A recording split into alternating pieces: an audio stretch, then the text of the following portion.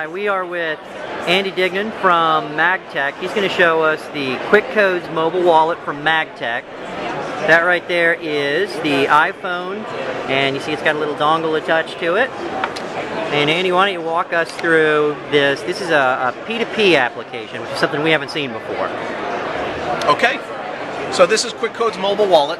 What Quick Codes mobile wallet allows is for consumers to protect their personally identifiable information by taking their existing magnetic stripe cards that they may have in their wallet, by using this application called Quick Codes mobile wallet that they can download onto their iPhone, their iPad, their iPod Touch, Android phones, Blackberries.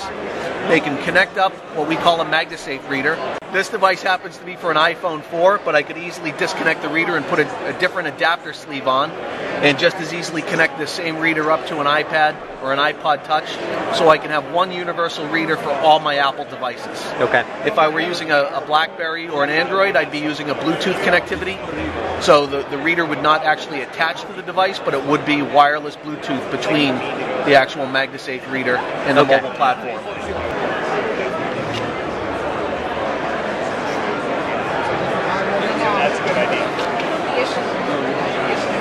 What we do when we swipe the card, we actually encrypt all of the card data at the point of swipe.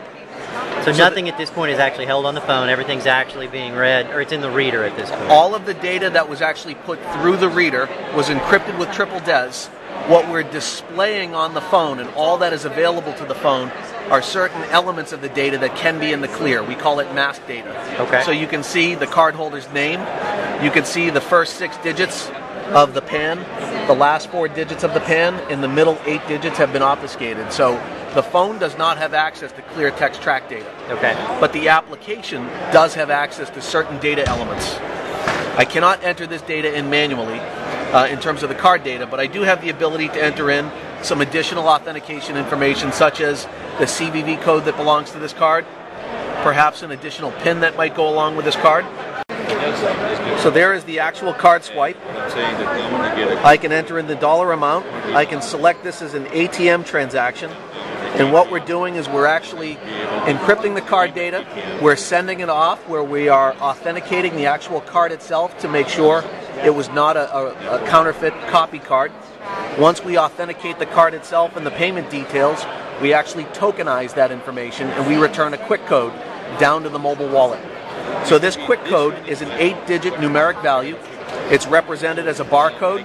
We have the ability to scan this with a barcode scanner, perhaps bump it for a P2P application. You could type this information into an ATM machine or a point-of-sale terminal, or you could even tap it if you have NFC capabilities.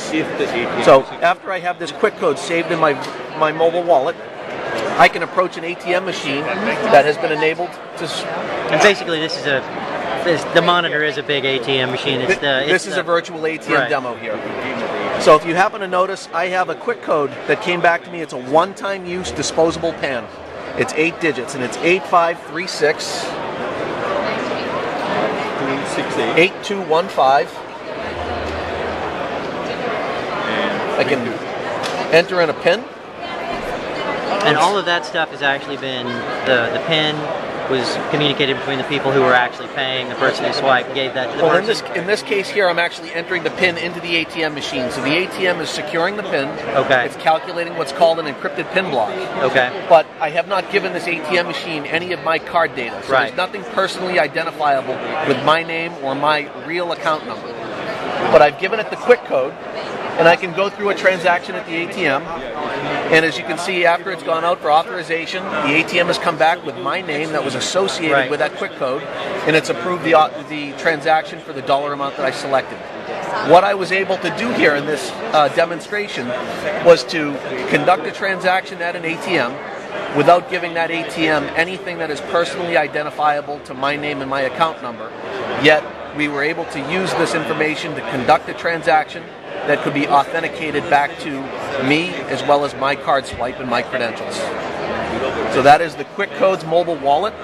These same quick codes can be stored. They can be given to friends and family or anyone that you would want access to your transaction, if you would. They could go online, they could go to a brick and mortar, and they could provide similar information. And when that transaction would be sent for authorization, the merchant would actually have card data inserted into the authorization message without the merchant location having access to the card data. Excellent.